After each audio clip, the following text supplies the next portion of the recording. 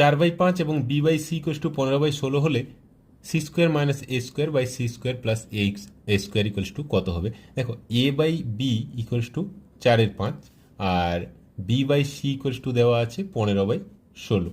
আমি beta both side equal করে নেব। এখানে বিটাকে 15 করতে গেলে কি করব?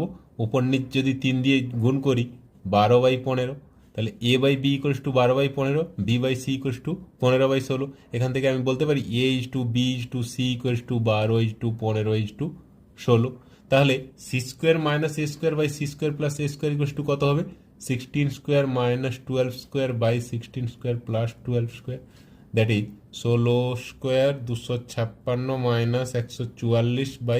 144/256 + 144, মানে ওপরে হয়ে যাচ্ছে 112/400। 16 দিয়ে কেটে যাচ্ছে, 16 7 16 25, মানে 7/25। অপশান বি হয়ে যাবে।